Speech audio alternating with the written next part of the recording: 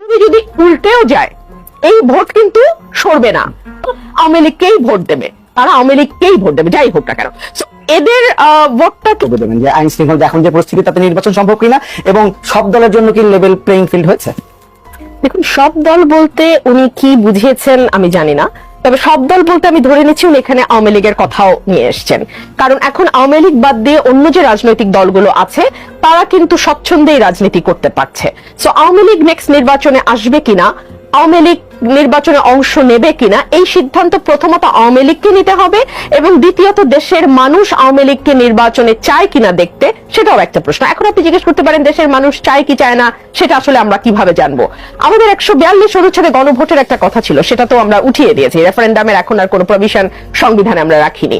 কিন্তু তারপরেও আমার মনে হয় যে সরকার চাইলে এরকম একটি রেফারেন্ডামের আয়োজন করতেই পারে যে মানুষ চায় কিনা যে আওয়ামী লীগ নির্বাচনে আসবে। আর একটা কথা ভুলে গেলে চলবে না, আওয়ামী লীগ কিন্তু দুটো দল, বিএনপি এবং আওয়ামী লীগ, তাদের ফিক্সড কিছু ভোট আছে। পৃথিবী যদি উল্টেও যায় এই ভোট কিন্তু সরবে না। আওয়ামী লীগ যত দুষ্কর্মই করুক না কেন, কিছু মানুষ, some percentage of people Awami লীগকেই ভোট দেবে, তারা আওয়ামী লীগকেই ভোট দেবে যাই হোক না কেন। সো এদের ভোটটা কি আপনি নেগেট করবেন? এদেরকে কি আপনি বঙ্গোপসাগরে ফেলে দিতে পারবেন? তা তো না, এরা তো বাংলাদেশের নাগরিক, সো তাদেরও ভোটের অধিকার আছে। সেই বিবেচনা করলে সকল মতের, সকল পথের এবং যারা বাংলাদেশের রাজনৈতিক দল হিসেবে যারা নিবন্ধিত আছে তাদের প্রত্যেকেরই আসলে নির্বাচন করবার অধিকার আছে। লেভেল প্লেইং ফিল্ড আছে কিনা?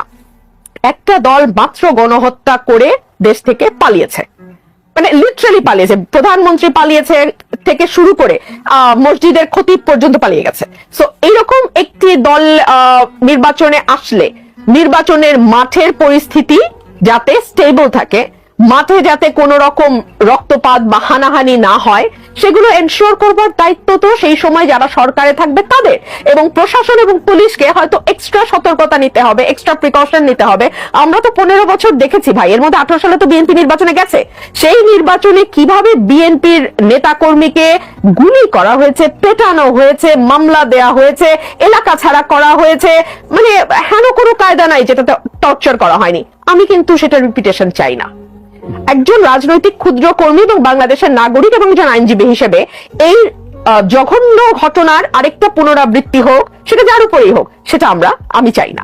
সো আমরা আশা করব যে এই ব্যাপারগুলো প্রশাসন শক্ত হাতে হ্যান্ডেল করবে। যদি আওয়ামী লীগ নির্বাচনে আসে তারাও যাতে সমান সুযোগ পায় প্রচারণা করার। দিন শেষে তো ভাই ভোটটা মানুষ দেবে, মানুষের কাছে যদি তাদের গ্রহণযোগ্যতা না থাকে তাহলে তারা নির্বাচনে আসলেও আসলে কিছু যায় না। নির্বাচন নিয়ে বিএনপি তারা দিচ্ছে এবং নানা ধরনের আক্রমণাত্মক বক্তব্য দিচ্ছে, নিশ্চয়ই আমরা এটা উত্তর করার চেষ্টা করবো। রুমি ভারানা বর্তমান পরিস্থিতি নিয়ে বলছিলেন। জি, বর্তমান পরিস্থিতি নিয়ে বলছিলাম।